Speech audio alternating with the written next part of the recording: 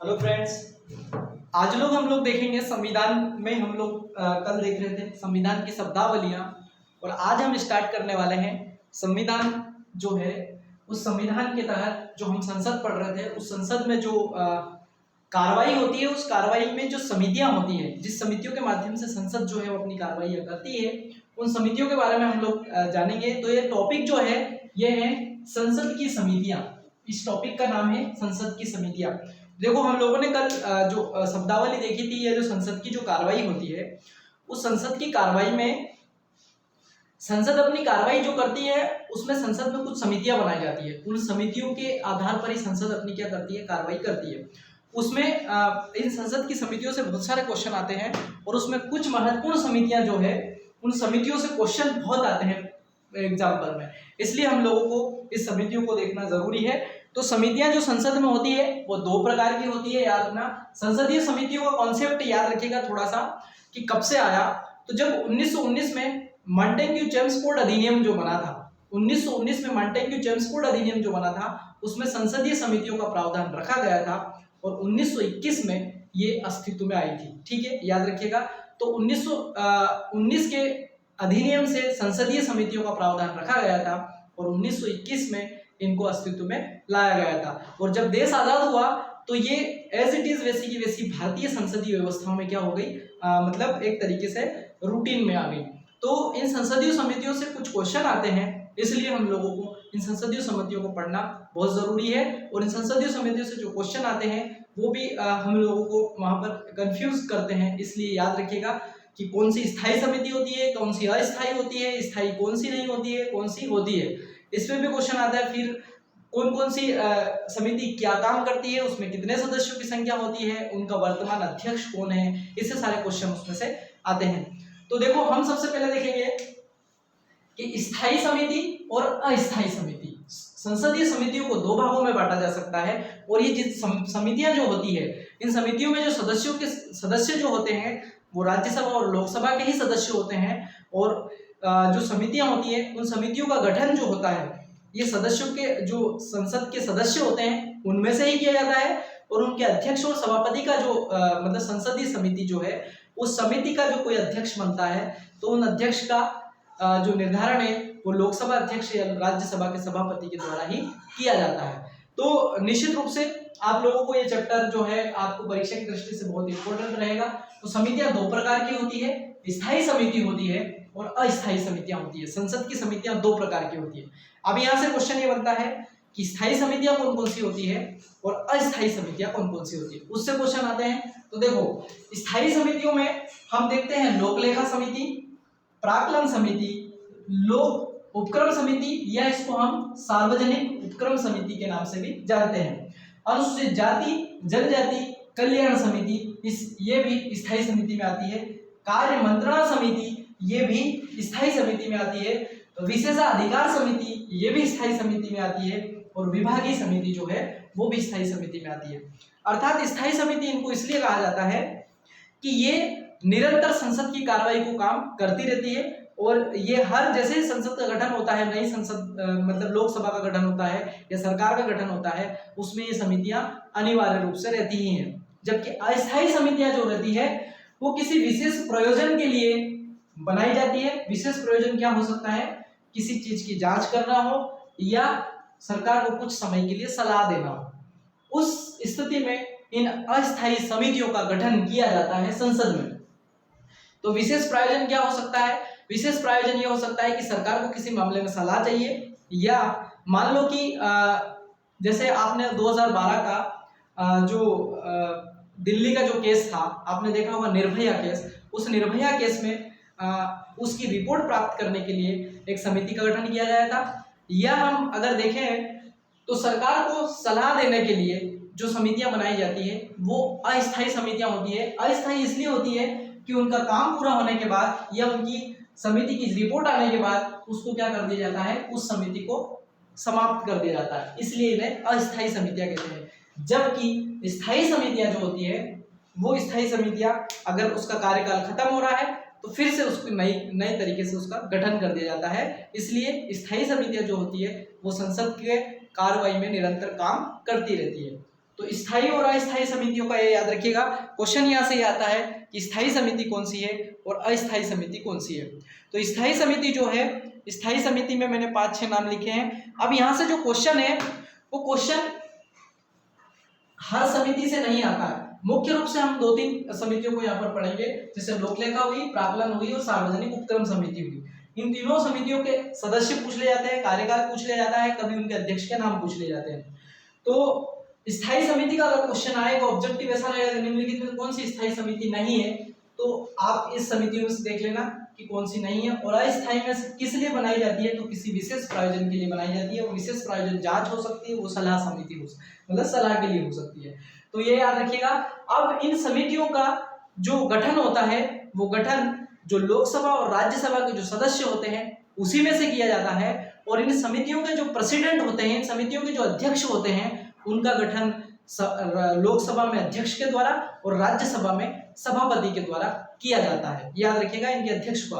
और ज्यादातर समितियों का कार्यकाल 1 वर्ष ही होता है। 1 वर्ष के बाद उसको फिर से गठित कर दिया जाता है। और वो लगभग पूरी संसद का जो टाइम रहता है, जो लोकसभा का कार्यकाल होता है 5 साल, वो 5 साल तक चलती है। अगली लोकसभा का गठन होता है तो फिर से वो 5 साल के लिए रहती है, लेकिन हर वर्ष उसको रिन्यू सभापति या अध्यक्ष के द्वारा किया जाता है। ठीक है, याद रखिएगा।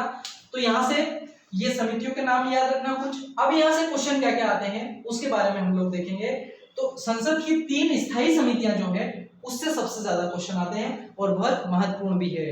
तो हम पहली समिति देखते हैं, लोक लेखा समिति। लोक लेखा समिति जो है वो एक तरीके की सरकार जो होती है, सरकार का जो आय और व्यय जो है पूरे साल भर का, उस आय और व्यय की जांच करती है। अर्थात लोक लेखा का मतलब ही यही है कि पब्लिक जो अकाउंट कमेटी है, पब्लिक अकाउंट कमेटी, ये जो समिति है, इस समिति जो सरकार का आय व्यय का जो ब्यौरा होती है, और आय व्यय का ब्यौरा भी कौन सा, जो सीएजी होता है, सीओजी जो संसद में अपनी रिपोर्ट रखता है, उस रिपोर्ट की जांच लोक लेखा समिति करती है। अर्थात सीएजी प्रत्येक वर्ष संसद के पटल पर राष्ट्रपति को अपनी रिपोर्ट सौंपते हैं और राष्ट्रपति उसको संसद के पटल पर रखता है।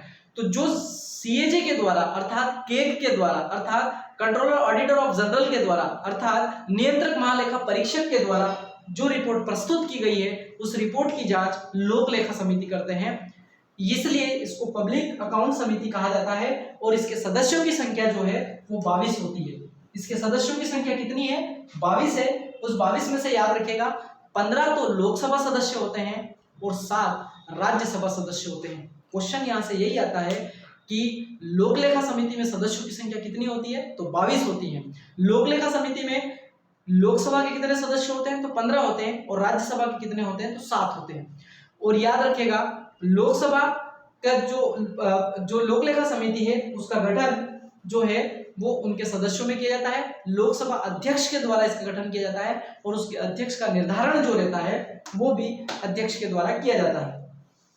अब ये लोक लेखा समिति मैंने आपको बता दिया कि जो सीएजी होती है उसकी रिपोर्ट की ये जांच करती है। अर्थात हम ये कह सकते हैं कि जो लोक लेखा समिति होती है, जो जब भ्रष्टाचार हो चुका होता है तब जाके उसकी जांच करती है। अर्थात सीएजी जो रिपोर्ट बनाता है, सीओजी भी रिपोर्ट वही बनाता है जो सरकार ने व्यय कर दिया है, तो वो व्यय सही जगह हुआ है या नहीं हुआ है, सरकार की जो आय हुई थी उसी प्रकार से व्यय किया गया कि नहीं किया गया, संविधान की जो मतलब जो नीतियां हैं उसके आधार पर उसको व्यय किया गया कि नहीं किया गया, इस आधार पर सीएजी रिपोर्ट बनाता। और उस सीएजी रिपोर्ट की लोक लेखा समिति क्या करती है, जांच करती है।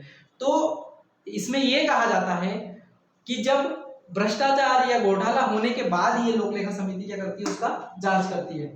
अब लोक लेखा समिति में याद रखिएगा कि लोक लेखा समिति जो होती है इसका जो कार्यकाल होता है वो 1 वर्ष का होता है। 1 वर्ष के बाद इसे फिर से गठित कर दिया जाता है, और इसका कार्यकाल जो होता है, लोक लेखा समिति में जो इसका अध्यक्ष होता है लोक लेखा समिति में, वो हमेशा याद रखना वो विपक्ष का नेता होता है।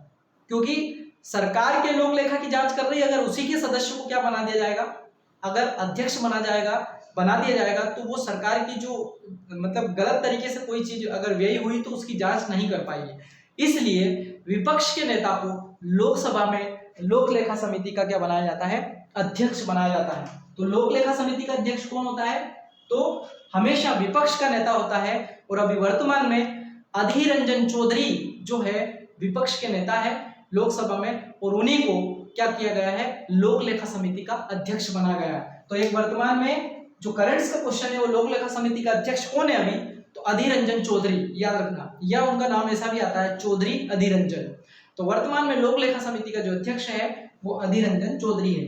तो ये हुई लोक लेखा समिति, और इस लोक लेखा समिति को जो है प्राक्कलन समिति का जुड़वा बहन कहा जाता है। इसलिए कहा जाता है कि प्राक्कलन समिति भी वही काम करती है जो लोक लेखा समिति करती है, और लोक लेखा समिति वही काम करती है जो प्राक्कलन समिति करती है। तो लोक लेखा समिति को प्राक्कलन समिति का जुड़वा बहन कहा जाता है। एक चीज यहाँ से ये भी याद रखना, वर्तमान के जो अध्यक्ष है अधीर रंजन चौधरी, ये चौधरी अधीर रंजन जो है वो प्राक्कलन लोक लेखा समिति की अभी वर्तमान में क्या है, अध्यक्ष है। 1 मई 2021 में ही इसका अभी हाल ही में गठन किया गया है। तो क्वेश्चन यहाँ से आ सकता है कि वर्तमान में लोक लेखा समिति का अध्यक्ष कौन है, तो चौधरी अधीर रंजन है। ठीक है, इसके पूर्व जो विपक्ष में नेता थे वो थे मल्लिकार्जुन खड़गे। तो इसके पूर्व में जो लोक लेखा समिति थी पिछली लोकसभा में, वो उसके अध्यक्ष रहे थे। ठीक है, तो हमेशा लोक लेखा समिति का जो अध्यक्ष होता है वो विपक्ष का नेता होता है, ये याद रखिएगा।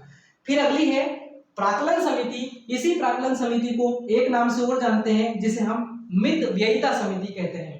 प्राक्कलन समिति और मित व्ययिता समिति, मित व्ययिता का मतलब यह है कि सरकार को ये कम खर्च करने के लिए सलाह देती है, अर्थात मित व्यय मतलब कम खर्च करने के लिए इसको जो सलाह देती है, इसलिए इसको मित व्ययिता अर्थात प्राक्कलन समिति के नाम से जानते हैं।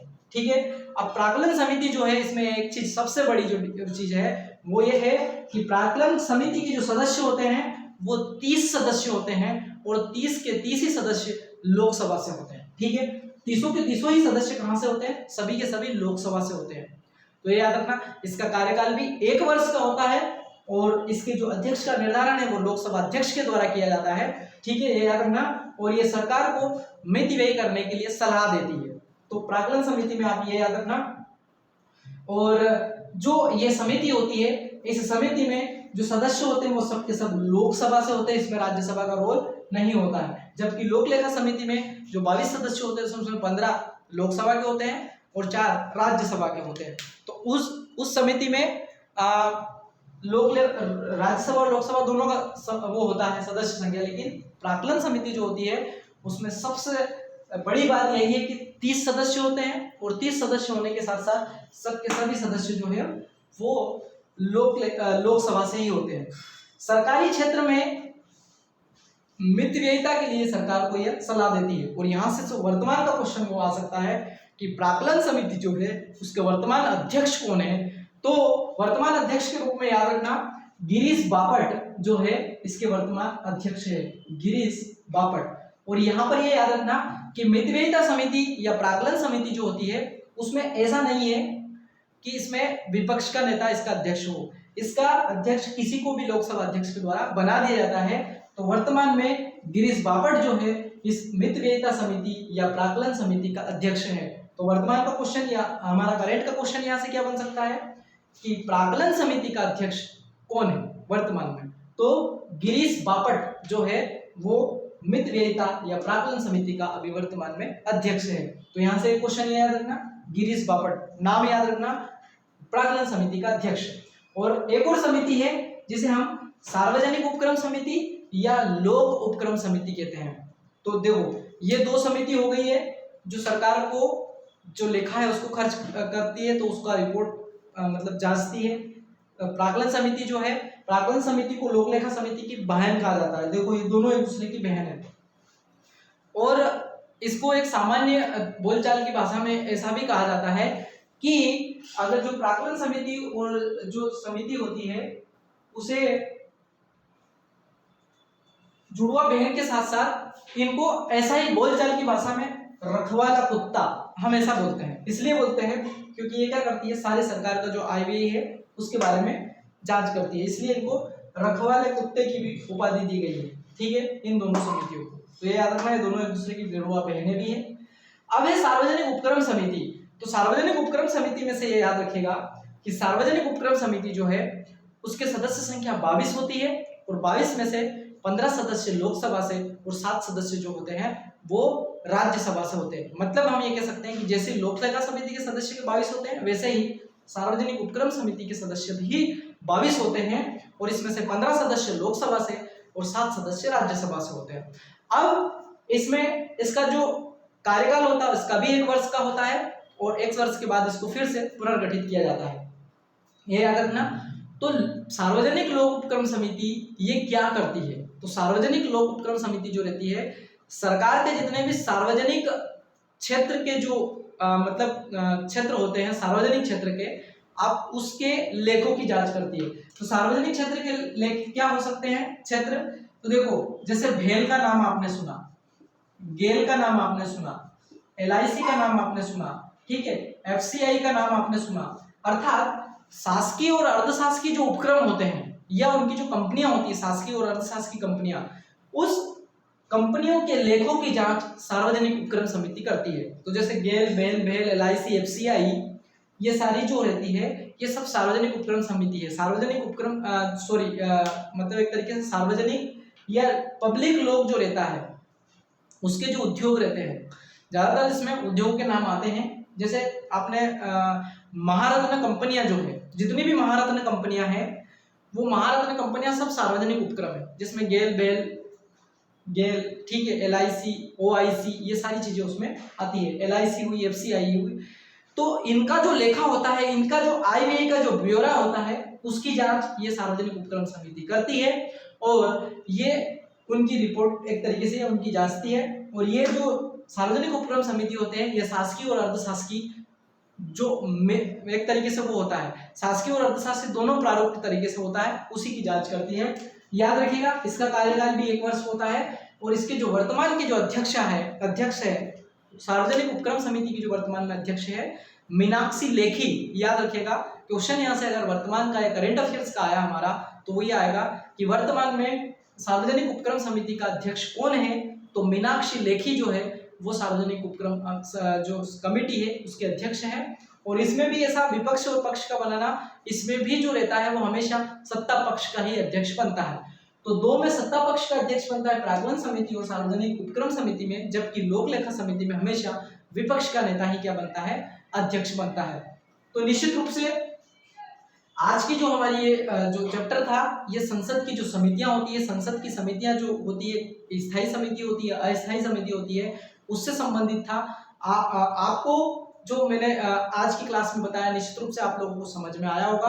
और ये जो समितियां हैं, इन समितियों से बहुत सारे क्वेश्चन आते हैं। इसके अलावा याद रखिएगा कि जो अनुसूचित जाति जनजाति कल्याण समिति है उसकी सदस्य संख्या 30 होती है, उसमें 20 सदस्य जो है वो लोकसभा के और 10 सदस्य राज्यसभा से होते हैं। हालांकि अभी तक इनमें से क्वेश्चन बहुत कम आए हैं, लेकिन फिर भी हम सदस्य संख्या याद रखें कि अनुसूचित जाति और जनजाति कल्याण समिति है उसके सदस्यों की संख्या 30, उसमें से 20 लोकसभा के और 10 राज्यसभा के।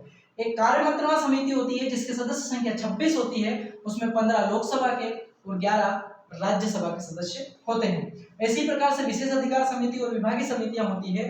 तो ये सारी की सारी समितियां संसद की कार्रवाई को आगे बढ़ाती है। इसके आधार पर इन समितियों का गठन किया जाता है। ज्यादातर जो क्वेश्चन आते हैं वो लोक लेखा समिति, प्राक्कलन समिति और सार्वजनिक उपक्रम समिति से आते हैं, लेकिन संसद में लगभग बहुत सारी समितियां होती है जिनका गठन लगभग 22 समितियां होती है संसद में। तो हम 22 समितियों का नाम यहाँ नहीं लेते हुए जो मुख्य हमारी एग्जाम के पर्पज से उसी को हम लोगों ने पढ़ा है। तो निश्चित रूप से मुझे उम्मीद है आप लोगों को आज का लेक्चर अच्छा लगा होगा। और अगर आप लोगों को अच्छा लगा तो निश्चित रूप से आप इस लेक्चर में अगर कोई चीज़ समझ में नहीं आई तो आप यूट्यूब चैनल पर भी जाकर इसको देख सकते हैं। तो आप ऐसे ही पढ़ते रहिए, अपने घर पे रहें।